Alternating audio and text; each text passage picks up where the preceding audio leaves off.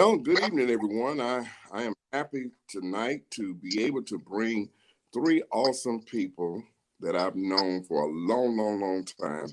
I Googled this and I did not find anybody or found this in Google where I could find three generations of basketball coaches in the same family. So I guess if they three generations, they got to be in the same family. So I have three awesome coaches, a father, a son, and a grandson on with me tonight. And I'm going to let the grandfather, I guess I'll call him that, let him introduce himself first and tell us what years he coached, where he coached, and then the son, and then the grandson. So take it away, Coach One. You take it away. I'm Cleveland Stroud. I coached at Rockdale County High School. Started in 1970 and ended in 1998. And won one state championship, several region championships. And now I'm just sitting back enjoying the fruits of my labor. All right. Thank you, Coach. All right, I'm Anthony Stroud. I'm a second, I guess, coach, you can call me. But I started in 1994 as a head coach at Southwest DeKalb High School, where I won 230 games, two region championships, and went to the Final Four 1 year. And I left Southwest DeKalb and went to Stone Mountain High School. I think the year was 2012 until 2019, and I won an additional 85, 90 games at Stone Mountain, and that's pretty much about it for me. All right. I'm Antoine Stroud. I'm the third one. I started in 2011 while I was at Shiloh High School. I coached there from 11 to 2017. I went 1 year at Duluth High School. And then I went 1 year with my dad at Stone Mountain High School. The year he retired, while I was at Shiloh High School, I was the JV head coach. I won 3 JV championships. And I left Shiloh and went to Duluth for 1 year and won the JV over there. So I won 4 JV championships in all. I was also an assistant coach where I went to the Final Four once. We went to 1 Elite 8. And I went to several Sweet 16s. We won 3 region championships when I was an associate head coach at Shiloh High School. So I've been around the block, I guess, now for a minute. Not as long as my dad and my granddad, but it's getting there. All right. Well, thank you guys so much. And Tony, since you brought this up, I got to throw this back to Coach Cleveland. Tony had given us a number of games that he won as a coach. So how many games did you win? 393. Can you hear me? It looks like I'm frozen. Yeah, 393? Yes. And Tony, you won 300 or something like that? I won 312. Okay. All right. So you didn't try to beat your dad then. That's what you're saying. So I was trying to beat him, but time caught up with me. I kind of got a late start. I didn't get my first head job till I was about 35 years old. So I was a little bit behind. If I had started a little earlier, I probably could have taken him. But he got me on that one. Okay. Well, I want to go back, Coach Cleveland, and tell us how you got into coaching, and then I want Tony and Antoine to just kind of, see if they were kind of forced into this profession and stuff. But give us a little background about how you became a coach, and tell us how you got into coaching and everything. Because I think when I first remember your coaching career was you coached I don't know, it was a team called Tri-City or some kind of team you were coaching. But tell us how you got into coaching and everything. Well, when I first started coaching, I was pretty much a community coach, you might say. We had a group of guys that tried to get guys off the street and get them involved in sports. And that's before I went back to college and finished up. And we would go around. We'd play baseball in the summertime. We played basketball in the winter, and that really, that's really how I got started. Because when I first went to school, I was majoring in math, and I had no idea that I might coach. But I got the coaching bug by doing those things outside of the school system at the time. I was working at the school as a bus driver and a custodian. And when I went back to school, I decided to change my major from mathematics to phys ed so that I could get this coaching background to take some coaching classes. And it just so happened that I did my practice teaching at Rockdale County High School because I was working here in Conyers. And the head coach left that year, and they were hiring a new head coach, Mike Nordholz, who went to Alabama, and he needed an assistant. So I talked to the principal and volunteered to be his assistant, and not even get paid for it. That's how that's how bad I wanted to get into it. So, and that's what happened. I was assistant for a few years, and Nordholz left, and they named me head coach, and that's about it. Okay. Well, you mentioned about the fact that you worked at the school, and I remember you're doing that, and then going back to college, and just kind of explain to the people that are watching, how difficult that was to be working and I'm not going to call you a janitor, I'm going to call you a sanitation engineer, and and being a bus driver, and a bus driver, and also having a family and then going back to college. Just explain to the audience how difficult that was to maintain all of that. I didn't really realize how difficult it was until later. It was just something that I wanted to do, and I felt like I needed to do because I didn't think I was uh, fulfilling some of the abilities I might have had. But anyway, my schedule was something like this. I would get up in the morning about 6:30. Get my bus and pick up my bus at 7 o'clock. Go and pick up the kids, take them to school, come back home, eat a quick breakfast, head straight to Morehouse, stay there until 2 o'clock, come back, get my school bus again, go around the route, and go to work at Lithonia Lighting on the second shift, and get off at 1 o'clock at night, study till about 2 or 3. You get up next morning at 6:30 and do it all again. A lot of fun. But I had Yeah, to yeah. I had to quit being a janitor at school because uh, that was a daytime job, and I wanted to go to school during the day. So I left the school as a custodian and kept my bus driving job and got a job at Lithonia Lighting, yeah, on the second shift, which at that time started at 4:30, and so that I could go to school. I went part time. I didn't go full time until my senior year. My senior year, the last semester, I took 20 hours, 20 semester hours, and that was the roughest part of the whole thing, Oh, taking those 20 hours. But uh, I did okay, and my grades were good. My attendance was perfect. I never missed a day, and made some lifelong friends. If I had to do it all over again, I'd do it. One of the best decisions I ever made. I got a chance to do what I wanted to do, well, and when you're doing what you enjoy doing, it doesn't seem like work. that's it. Well, we got to commend you, Coach, for going through that sacrifice.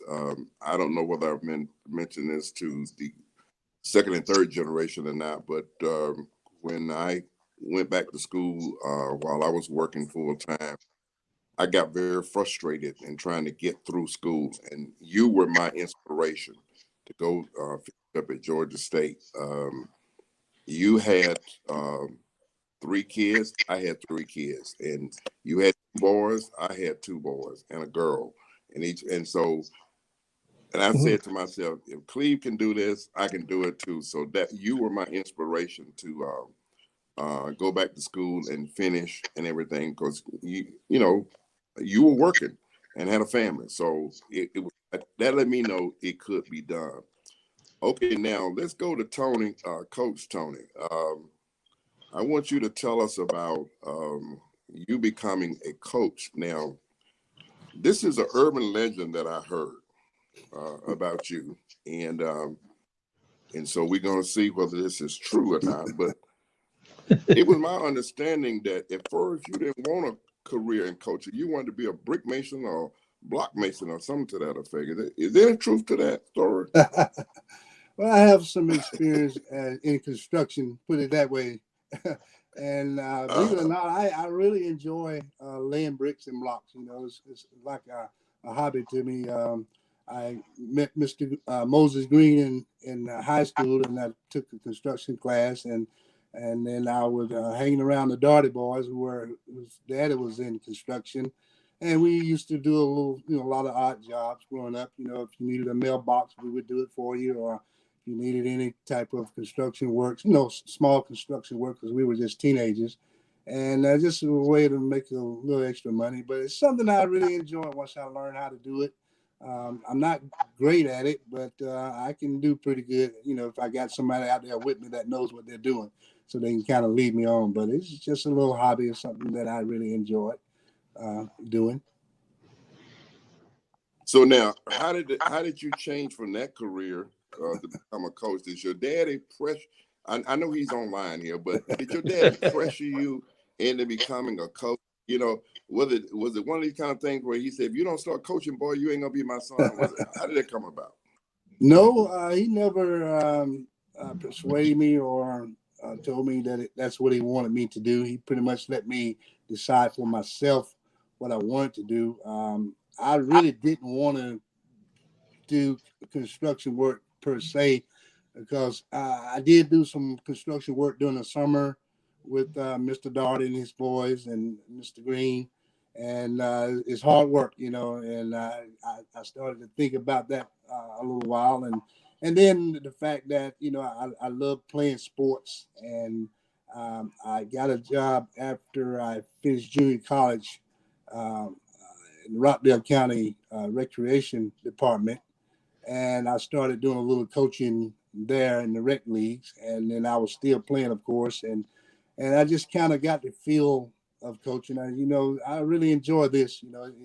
It's a lot easier than picking up blocks all day and dealing with the hot sun. So, but once I got a little taste of it, and then, at that time my dad was the head coach at Rockdale, so I was following him. And deep down inside, I knew that's what I wanted to do.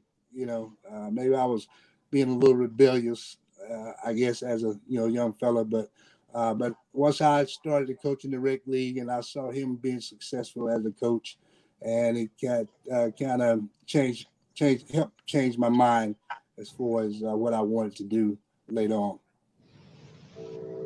Well, I don't know whether there's any truth to this, but when they talk about birth order, they say that the oldest a lot of times would take patterns after their parents, and the middle child is rebellious. They're a rebel. So I get, I'm not, that's just what I read now, Tony. But it just kind of sounds like maybe that's what happened with you. Now, the other thing I wanted to ask you, didn't you used to umpire games too, baseball games or softball games or something? I've umpired a little bit of everything. I've umpired softball, baseball, volleyball. So I've done quite a bit of umpiring over the years. Okay, now And while you were basketball, in of high course. school, did you get a chance to play for your dad? I did. My uh, ninth and 10th grade years as a JV player, I played for my dad. Yes, sir. Okay. Now, I know you got to go back down to his house at some point in time, but I want you to tell the truth now. How was it playing for your dad, and then have to come home and live with that rascal, after games and stuff. So come on, be 100 now. Don't hold back on that. What was it really like? So let's get the real story kind of tough. I thought he was a little bit harder on me than he was everybody else, and I, as a young buck, I didn't understand that. But it made me play hard. I think I had my best year as a basketball player as a sophomore because he wouldn't let up, so I had to step on the gas and play as hard as I could. And that was really my best year, I think, overall, as far as succeeding in basketball. But it was kind of tough at times. We didn't clash that much. If I made a mistake, I thought he was a little bit hard on me than he was maybe the other kids. But it didn't bother me because I knew he knew me. Every basketball player and athlete got different personalities. And some people you can yell and scream at and they'll move, and some you have to kind of pat them on the back. So he was kind of hard on me. I guess he figured he knew my personality. So he was kind of hard on me, but I stepped on the gas and I thought I played pretty well. Matter of fact, my sophomore year, I was the MVP on JV. I don't think he voted for me though. I think Coach Nordholz broke the tie.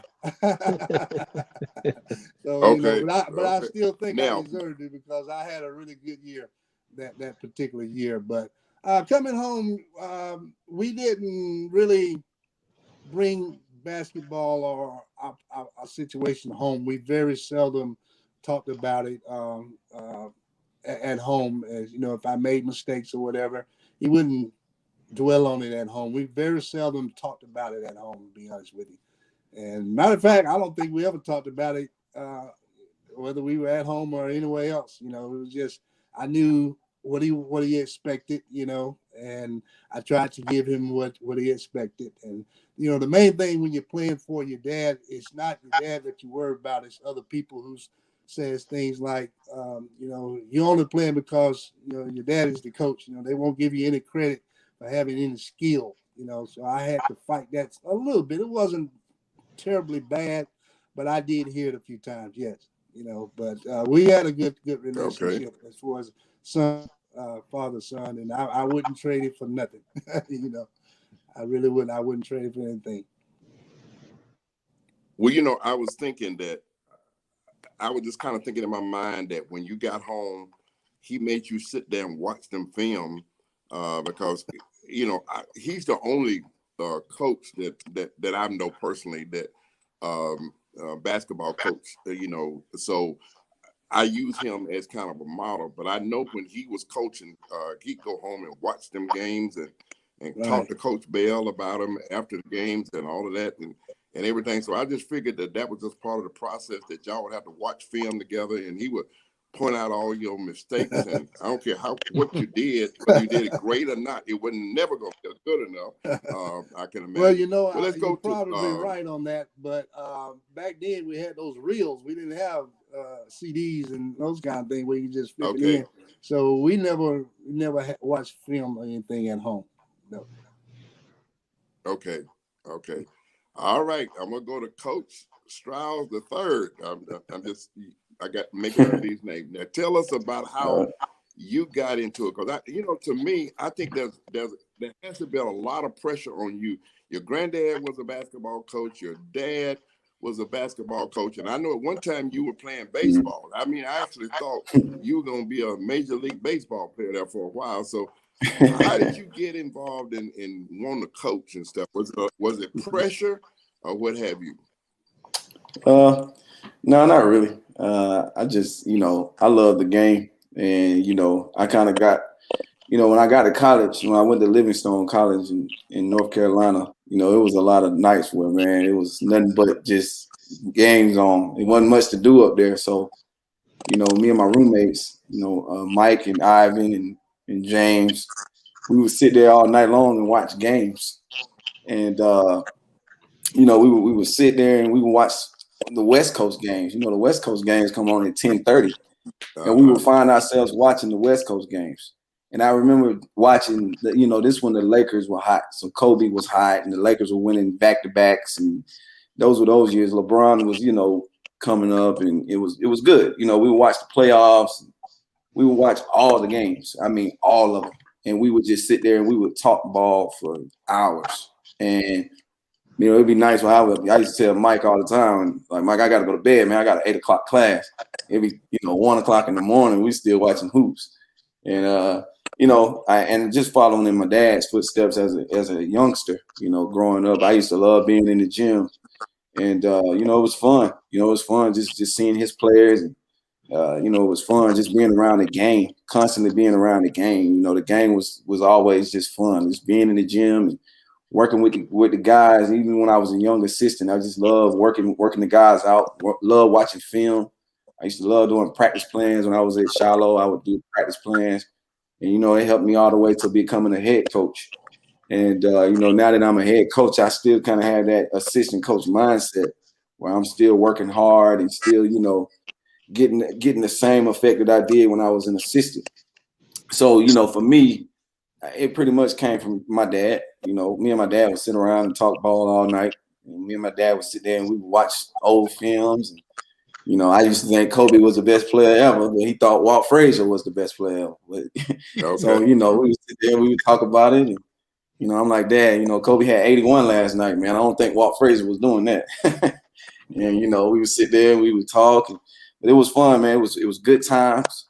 I was young. And I just love the game. I just loved it. I loved his players, like those guys that he had on that Final Four team, and those teams that when I was in 4th and 5th grade, I used to look up to those guys. And then my granddad was coaching, and I would go watch his teams play. And, I just remember the fans would be chanting, and my granddad would be going crazy, and my dad would be going crazy. I was like, yeah, I like this. This is good. This is good. Right. And they would win big games. That's what helped me too. When they would beat big time teams and guys would celebrate.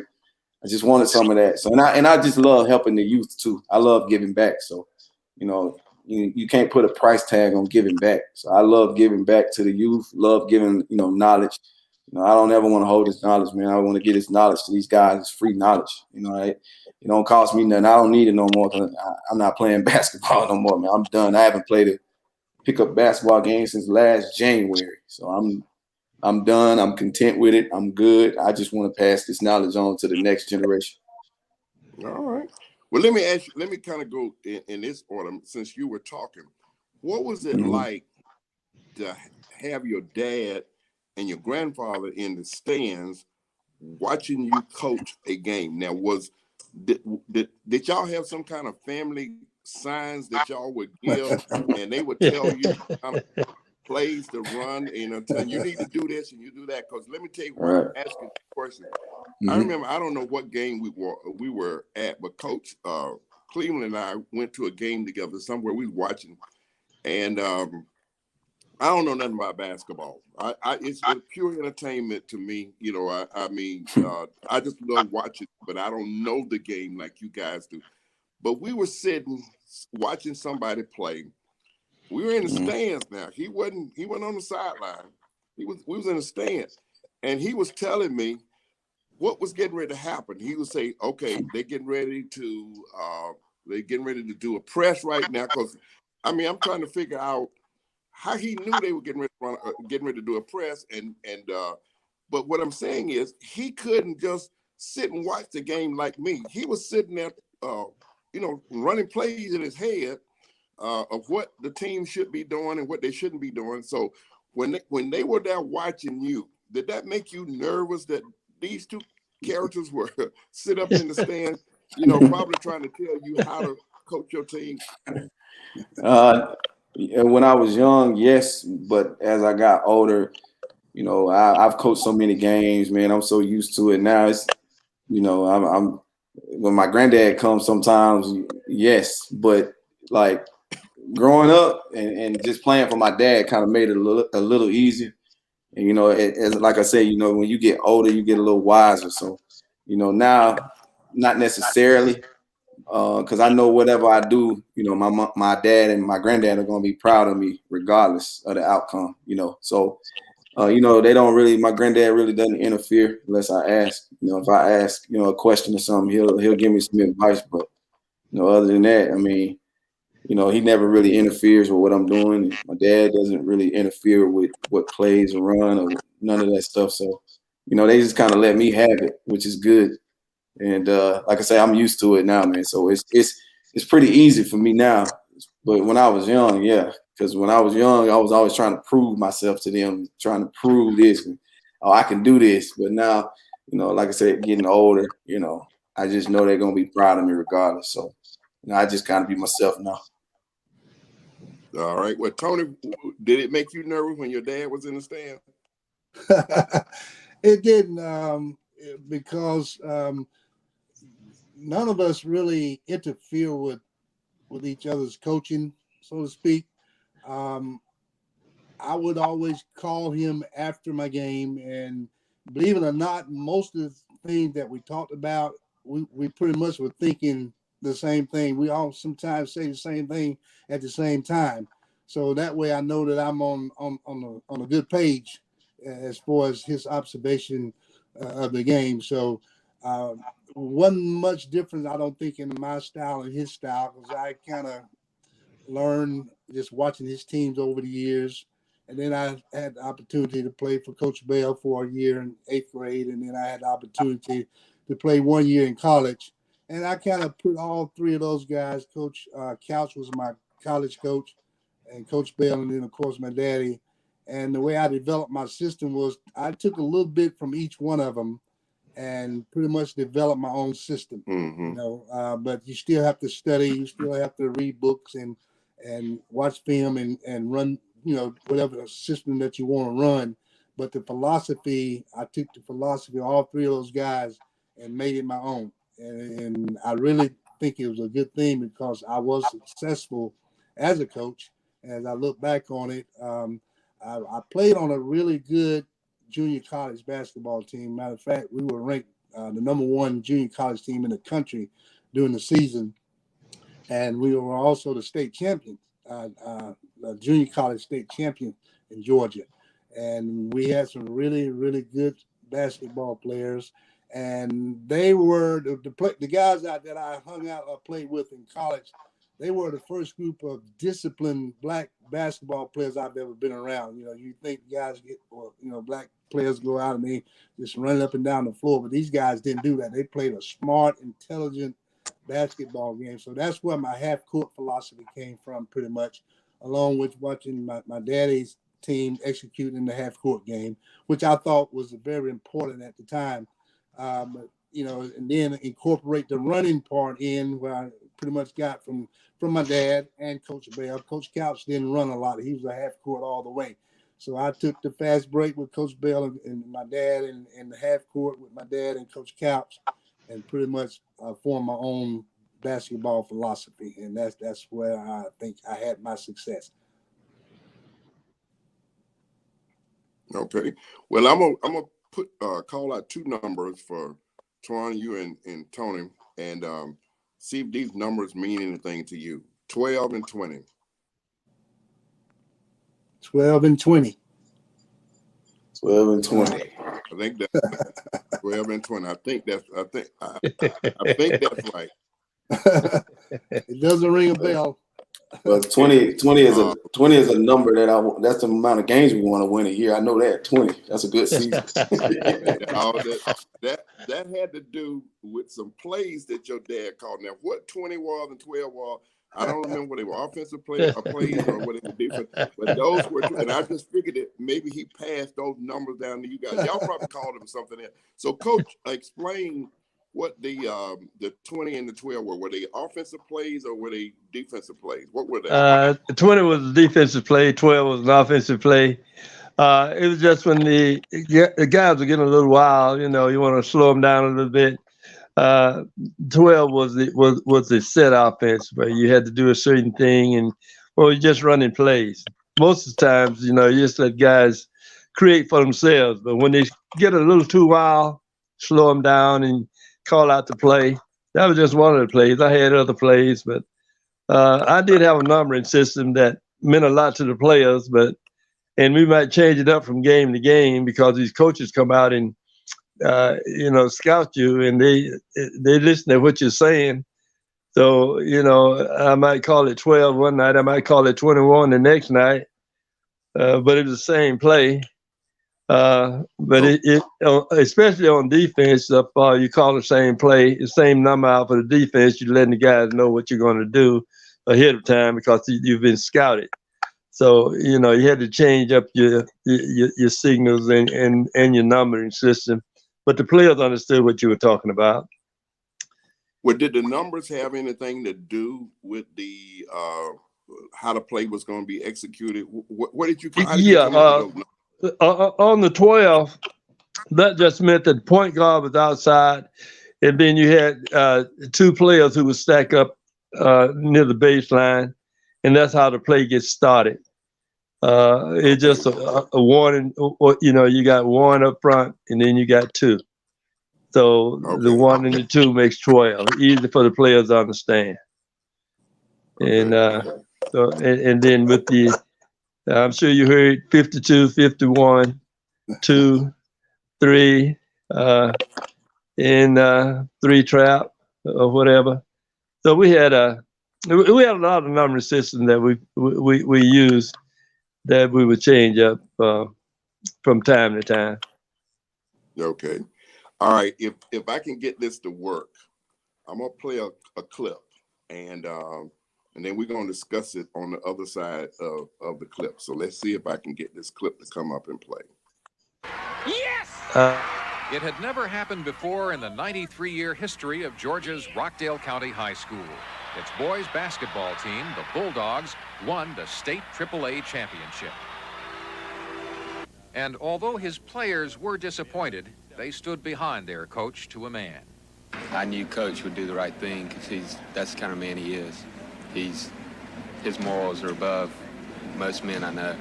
Why do you think he did it? Well, to show the kids that if you be honest, something good will turn out in it. But I feel that he made the right decision. When school ended last week, Coach Stroud held a final meeting and read letters of support to the team. No longer the Georgia State AAA champs, but a group of kids who'll leave school with something even more important. Some of you guys won't be back, and I know that the state championship has been taken away from you. I just wanted you to have this to carry with you to know that the decision we made was the right decision. And we expect this to be a positive thing in your life, and let it be a positive thing because it really is. The community can buy another trophy. They can buy medals to give to the players. They can't buy respect. They can't buy honesty and give it back to me. That has to come from within. Okay. Let's go back to that year. I think that was March 1987. And Twan, we know that you weren't nowhere around, I don't think, during that time, but your dad and granddaddy were. Okay. What I want to do now, Coach Cleveland, if kind of take us back to a couple of things. How you prepared the team for the tournament and playing in that tournament, and then I want to talk about your discussion with the team after you found that you had an ineligible player. Now, I'm gonna give you another urban legend. There was another urban legend that I heard that before, I don't know at what point it was, but you showed the movie Hoosiers, I think that's what it was, to the team, and they watched that movie before, I guess, going to the state or at some point in time. So just take us back, what your mindset was like when you were preparing the team to play, and then when you had to, realize that, you had to give the trophy, quote unquote, give the trophy back. So just take us kind of through that. Okay. Well, first of all, Rockdale County had a rule that you had to have a C average in order to play sports, which I thought at the time was unfair to the players there, not because I didn't want them to be good students, but we had to play other schools that did not have that requirement. and we were already a small school. But anyway, we had to accept whatever rules were there. And at the semester break, I had lost 5 players to grades. Not all because they were failing, but because they were below the threshold that the local Board of Education had said that we needed in order to play any sport. And so after losing those 5 players, I was down to 10. Then one player broke his foot. I'm down to 9. Another player contracted mono. Now I'm down to 8. I can't even practice. So I brought up a couple of JV players, and one of those players was the player that should have been ineligible, but he had changed his grade on his report card. Instead of the JV coach going to the office to get his grades, he had everybody bring their report cards to practice, and he looked at them, and that was a grade on that had been changed, and it had the teacher's signature right under it. Well, he had copied the teacher's signature, and not the full signature, just the initials, saying that it was the wrong grade. And so I didn't know he was ineligible. The JV coach didn't know he was ineligible. And he only played 45 seconds in a game that we won by almost 40 in the first game of the region tournament. So, and that was the only game he played in. But that was enough to disqualify us after we had won it.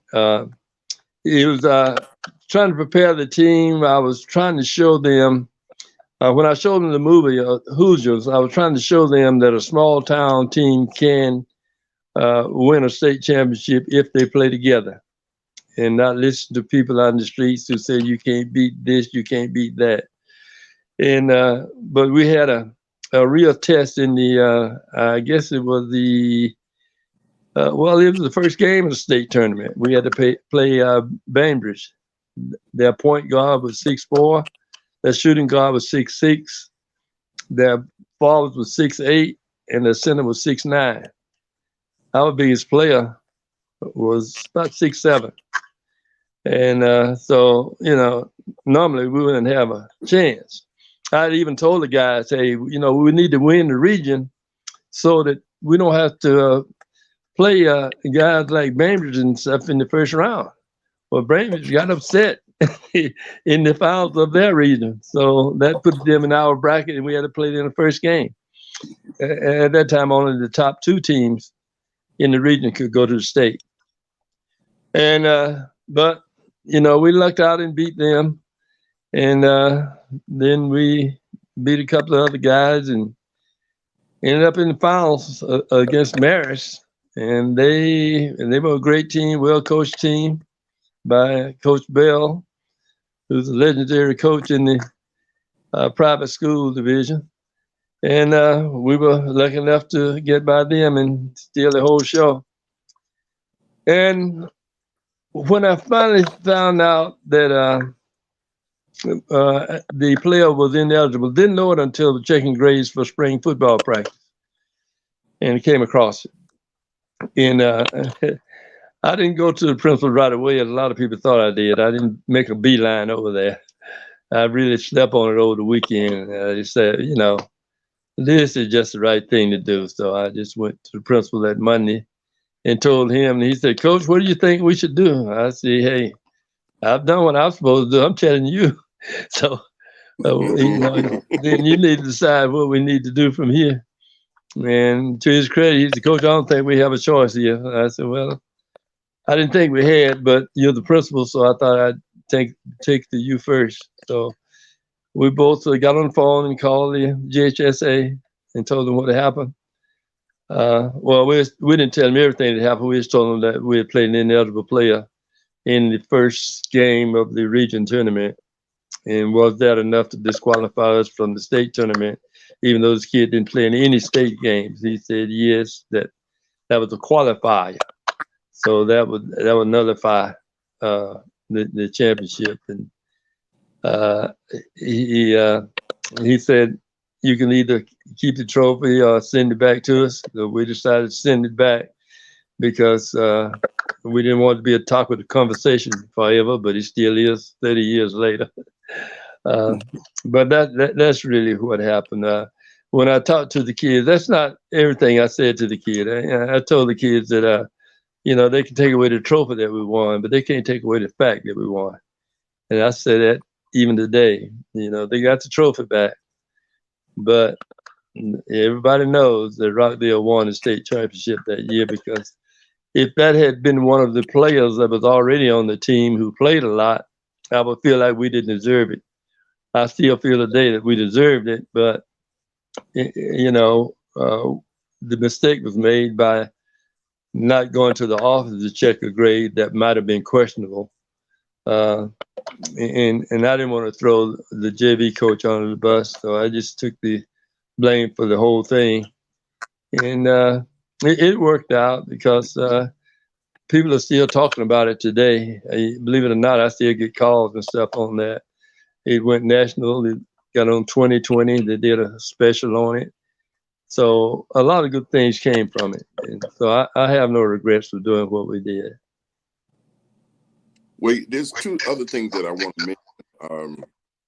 I think I remember hearing somebody say that one of the teams that you played to keep moving or what have you, the coach was asking you about the next team that y'all was scheduled to play. He was just kind of like ignoring the fact that he had to play Rockdale. He was just going to he was going to whoop and go on to the next. Is that true? Is that a true story? That's a true story. Okay.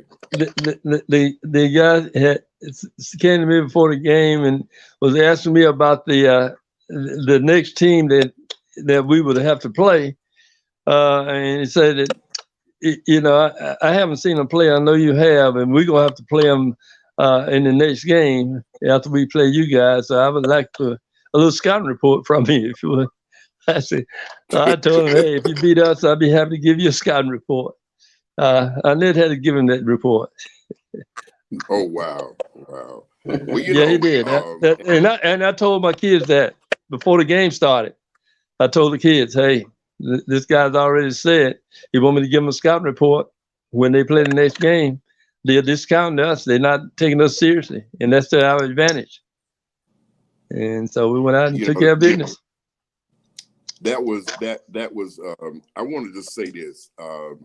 That was awesome that you took the blame for that situation and then exposed the JV coach. You took it all on yourself and took all responsibility. I remember one day after this, it might have came out after the, I may have done this after they did the 2020 a special on you guys. I Googled the word integrity, and the results I got came up Cleveland Strouds. And I can't remember what year that was that happened, but I remember that same year that you won, which would have been March 1987. I was passing a church in Scottsdale, Georgia, called Travelers Rest Baptist Church, and the men wanted you to be the Men's Day speaker. I don't know if you remember that or not. I remember that. You were the Men's Day speaker, and when I introduced you, I gave you a whole lot of accolades and so forth. And then when you got up to speak, this is what I remember you saying. You said, I don't know why Reverend Sal's saying all this stuff. His son already done made the basketball team. He gonna make the basketball team. So I don't know why. Yeah, I remember saying that. Okay. All right, Tony, I want to switch to you. Okay. Yes, sir.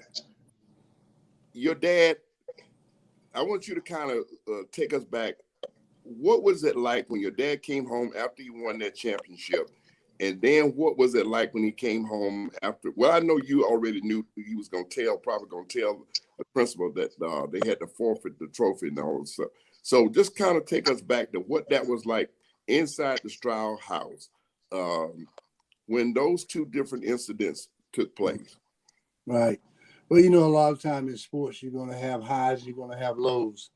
And when they were on that quest for the state championship, I thought he did a masterful job of coaching because I honestly believe 3 of the 4 teams that he played had better talent. But those guys, he had them playing so well together. And a few of the games they hit a couple of big shots that they had to have, and things was just kind of falling in place. But I thought his organization on the floor was exceptional. It's hard to win a state championship with a 5'7" point guard and 2 6-foot forwards, and I thought that was outstanding. I don't know if you can do that this day and time or not, but I thought that his coaching was exceptional, and then the way his guys were playing. As far as the household, I don't even remember coming back from Macon. I was on a high, just feeling so good about what he had accomplished. And I just really was I just couldn't believe it, that Rockdale County won the state championship. When I got the news about having a forfeit, I think I was at my grandfather's house, and I didn't know anything about it. And I think my grandfather got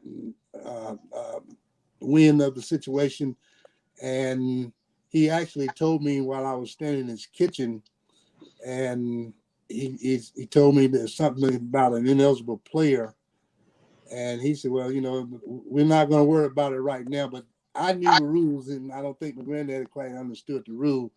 When he said ineligible player, I knew then that they were probably going to strip him, and I was devastated. I was devastated for a while. I didn't know how the community or the school or the principal or the people around would handle it. And I thought that they would come and jump on him about it and really discredit him. But once the story actually broke, and I saw the people that were actually on his side, I started to feel pretty good. And then, he started getting these Hollywood people from Hollywood calling about movie deals and that kind of thing. And then I saw the accolades and the people saying really nice, he did the right thing. It made me feel really good. And I knew then that he made the right decision. And it worked out good. To me, they are the state champions, 1987 AAA state champions, and they will always be the AAA state champions in my book. A guy playing 45 seconds in a region game, even though I understand the rules since I've been in this profession a long time, but they are still in my book the AAA state champions for 1987. And I think my family, we really don't talk about it that much, but I think they feel the same way, so I was real proud of the state championship, and then I was proud of the aftermath of what happened, and the way they handled it and took care of the business and did the right thing, so I was real pleased with that. And Rev, if I may say one other thing, the coaches in the state of Georgia all got together, had a trophy made, the 1987 state champs, Rockdale County, and sent it to the school after we turned the other one in. Okay, so the original trophy went back to Georgia High School Association. Absolutely. And that trophy, so the one that they had made, is it still at Rockdale High School right now? It's in it's right behind me right now. Oh, okay. Well, you know what? I was really impressed with how the community embraced you and the team and everything. Okay, all right, okay, we can see that. Yeah, and I was just amazed, and I still hope that one day they will make a movie about that and everything. So to Twan and Tony, I had the privilege of maybe one game or so, or maybe I don't know how many games it was, but to go into a pregame, I guess you call it I don't know what you call it, in the locker room. I went in the locker room, and I would pray over the team. I don't know whether they won or lost, but I wasn't really that excited about going into that setting. I wanted to go in and Coach Cleve would never let me go in the locker room at halftime, and that's what I always wanted to do. And he never would let me do that. Still holding that against him that he would let me go in there because I wanted to see when he slammed that over to go into the locker room. I wanted to hear what he had to say, to them kids and everything, but he would never let me come down there. So I'm still holding that against him that even all these 30-some years later that he didn't let me go in there and hear what I know we've been on for a little while, and what I want to do at this point, because there might be some things that you guys want to say that I didn't ask you, but again, I want to thank each one of you for taking time out tonight to be a part of this recording and everything. So I'm going to let you guys kind of do a summary or do whatever you would like to do to cover some things that maybe I didn't cover. Who you want to start?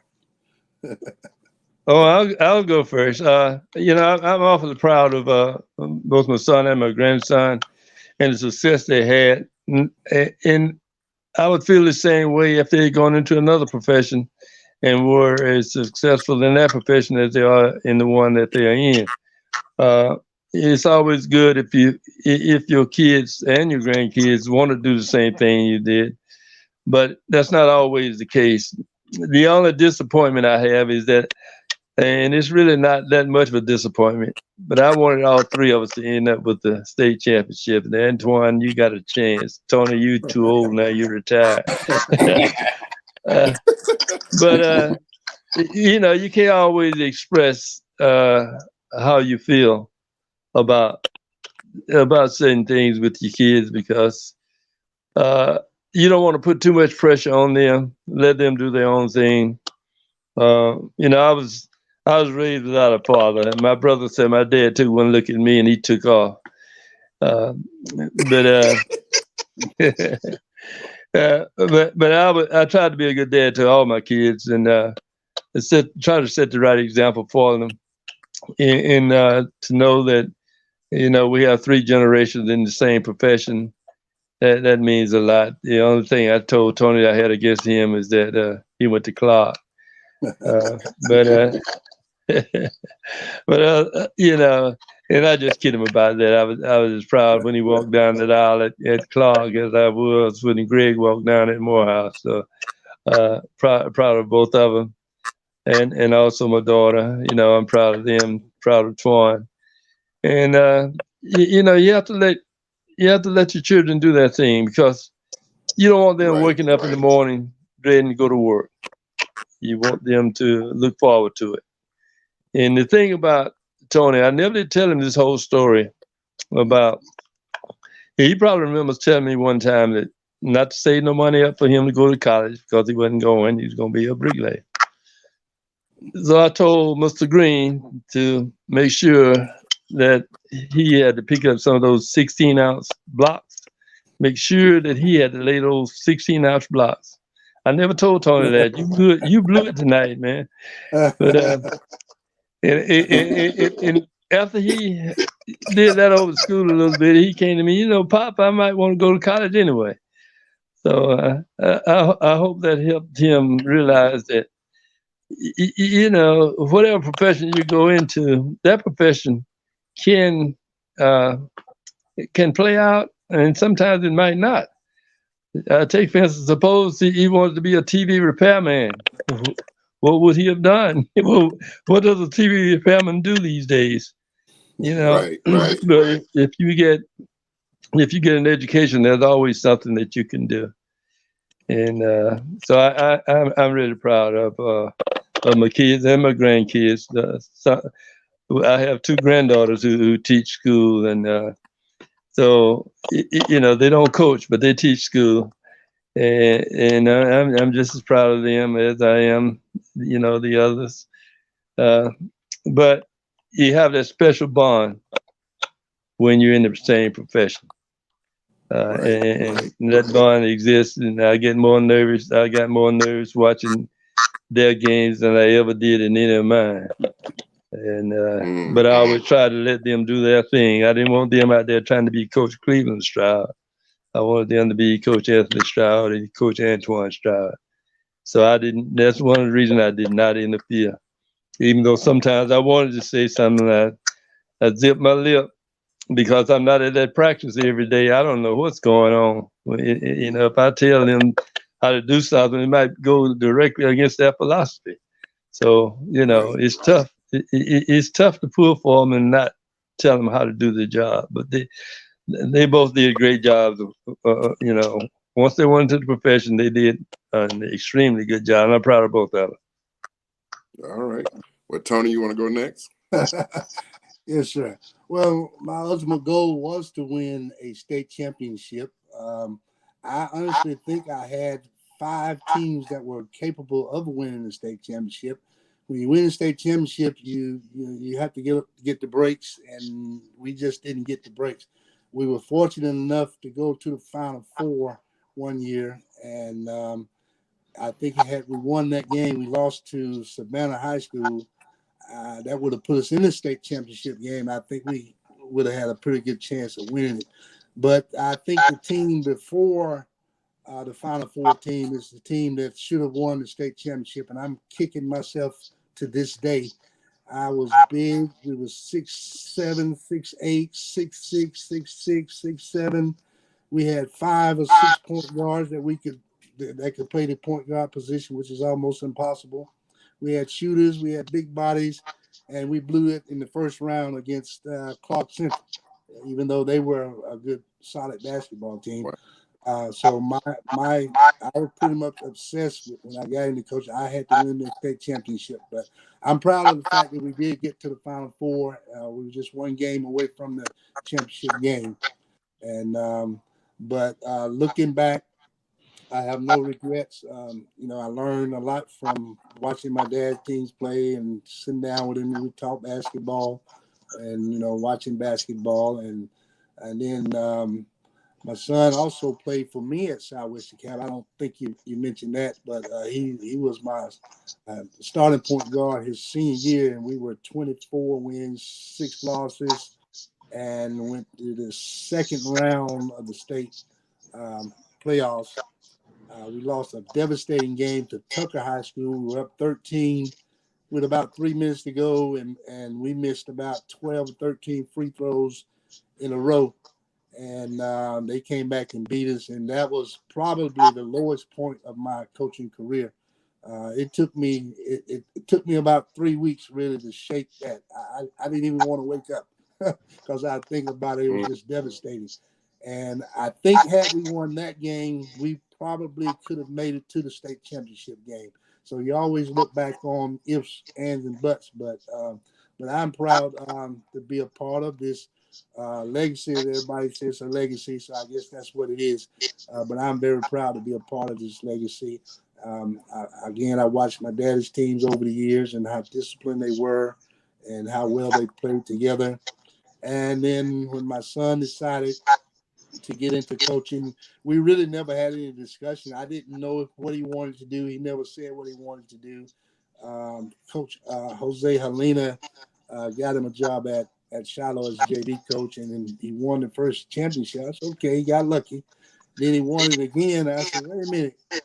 Well, it might be, he's pretty good, maybe, And then he won it again. And I said, this guy's unbelievable, He left Shiloh, went to Duluth, and won another JV championship. So he won 4, and I'm thinking, hey, this he's legit, I don't know if I could have done that, on any level, to win 4.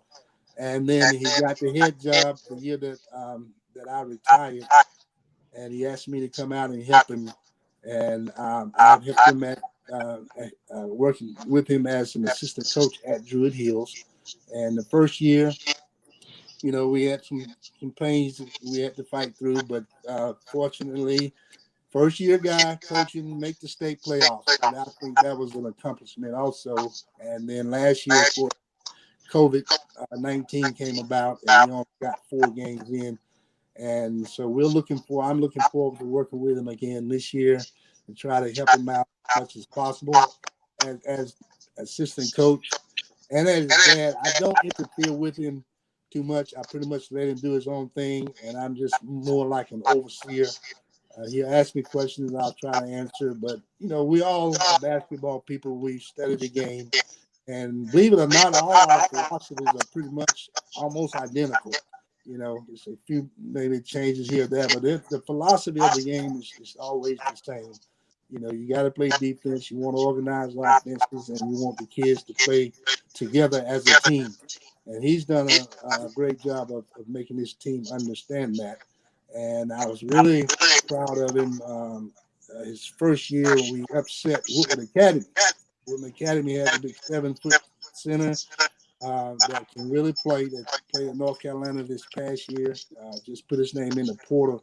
But he's an exceptional basketball player at 7 feet.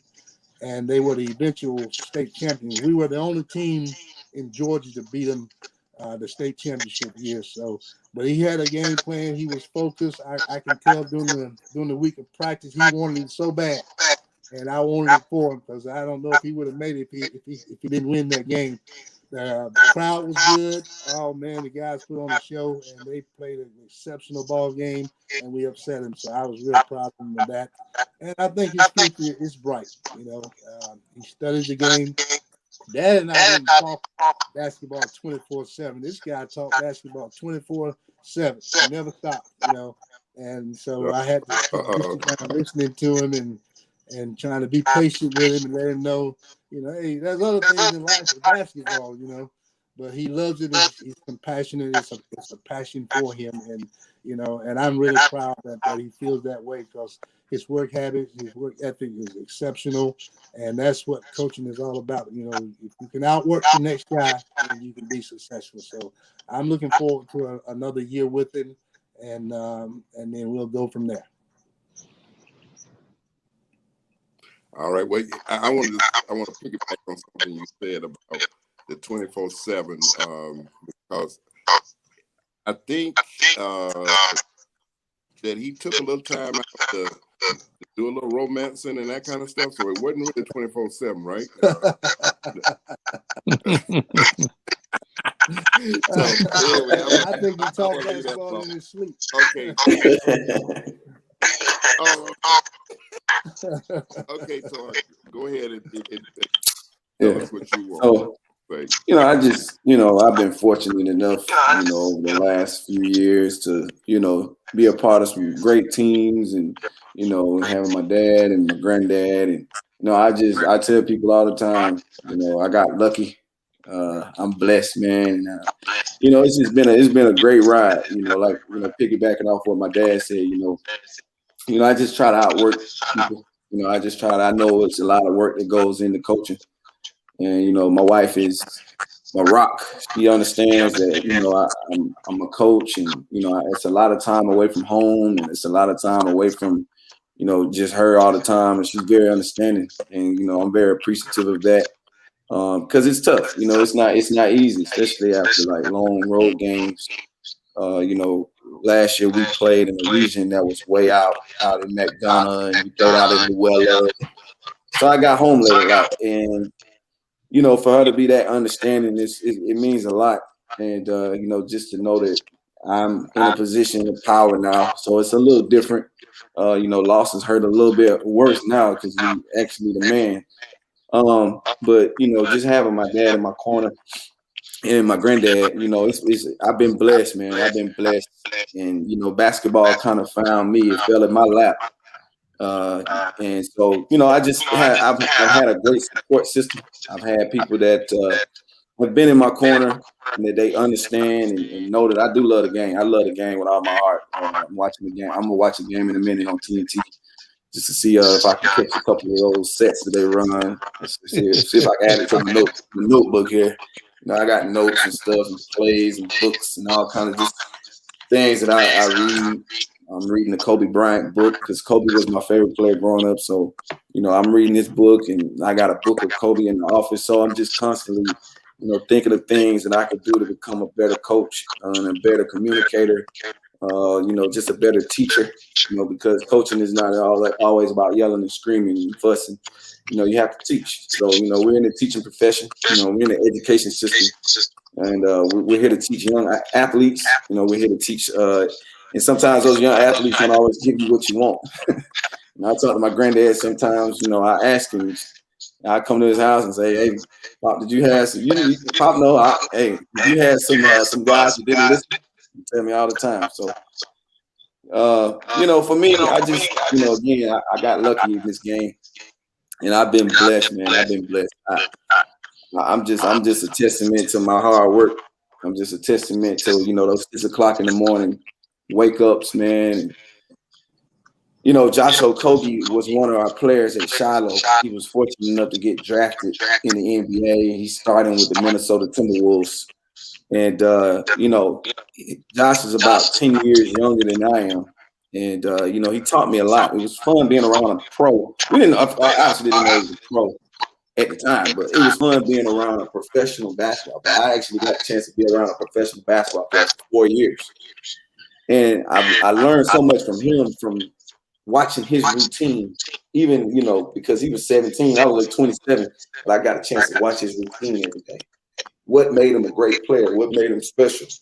And I got a chance to be around that. And, you know, just piggybacking off what my dad said, just getting the chance to work for other coaches and learning from my granddad, learning from my dad, and just kind of taking all their philosophies and put them into my own. You know, it's been great. I had a great first season as a head coach, you know, at Druid Hills. I thank Druid Hills every single day because it doesn't feel like work for me. You know, when I get up every day, it doesn't feel like work. It feels like I'm going to a place where I can impact people and impact young people. So, you know, I think God put me on this earth to impact others. And I'm just fortunate enough to, you know, I had a great first season. We made it to the state tournament. You know, I look back on it and you know, I'm always like, man, we should have beat Upson Lee in that first round. But, you know, I got a chance to talk to my wife about it. I prayed about it, and I realized it's not my time yet to win a state championship or advance to that next round. You know, so it's baby steps, man. And one thing I got to learn is more patience because I know how I want the game. I know how I want the game to be because I study so much. I'm watching basketball. I'm watching the tournament. You know, I got married on March 31st, 2018. And I remember my wife was like, "What time do you want the wedding?" And I started thinking, I was looking at it. So I had to check. I had to make sure I checked the NCAA tournament and see what time they were playing. Well, they were playing at 6:09 and 6:07 and 8:47.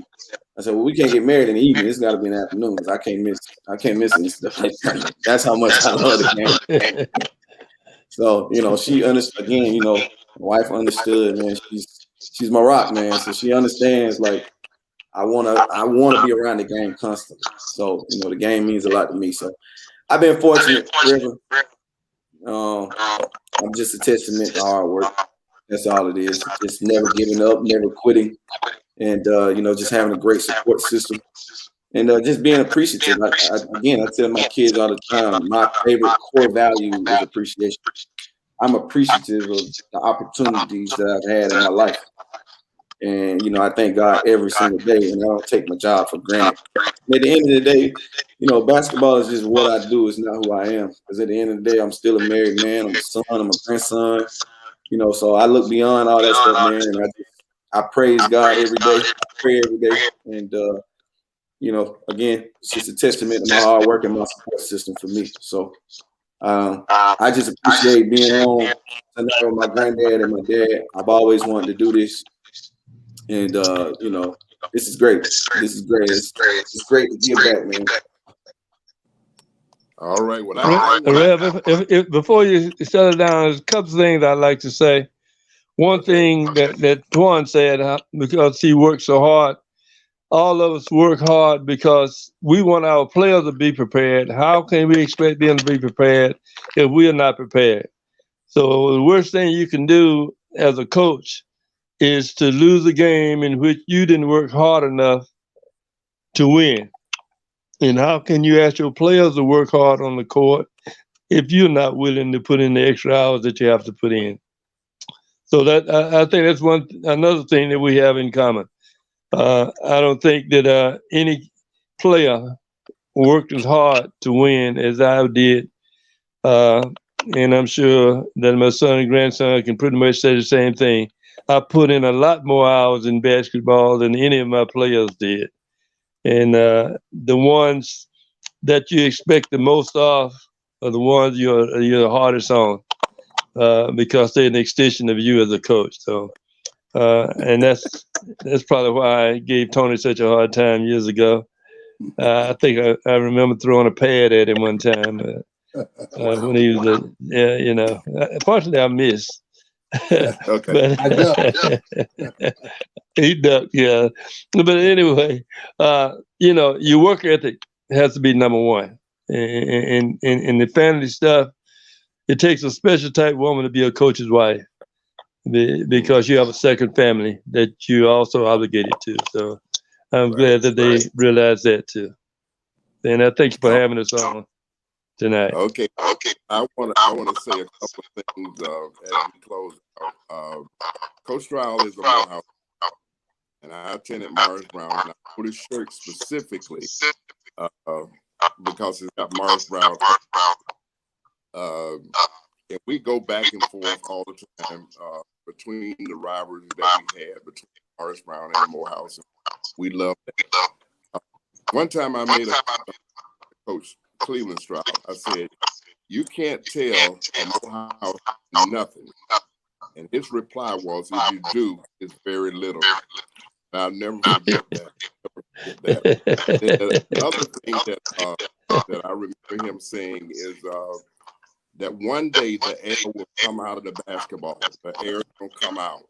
And so I think that implies that you're not going to be able to play ball all your life. And I know that y'all do a good job of trying to instill that in every student, player that you've ever had the opportunity to coach.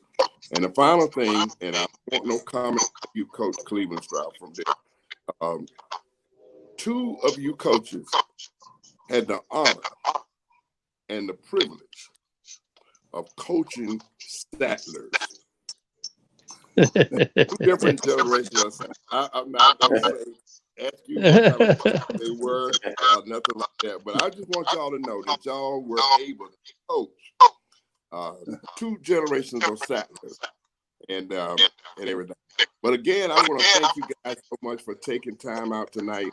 And I have enjoyed this. I know there's a lot of other things we could have talked about and could have said, but I hope that everybody who watches this will have a little bit more idea about what 3 generations of coaches mean and how much fun y'all have had and had some ups and downs in this field. But I just want to say thank y'all so much. This is a privilege and an honor for me to have before me 3 generations of basketball coaches at the same time. I don't think I've ever had the opportunity to talk to all 3 of y'all at the same time before. So I'm honored and that I have this privilege tonight to have all 3 of you guys on. And thank y'all so much. And thank you for taking up the time to do this and everything. And so I'm going to say good night to each one of y'all.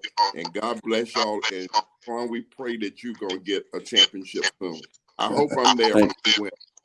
Amen. Yes, sir. Thank you. All right. Good night. All right. Thank you, Reverend Al. We appreciate the Thank you. opportunity. Thank you, sir.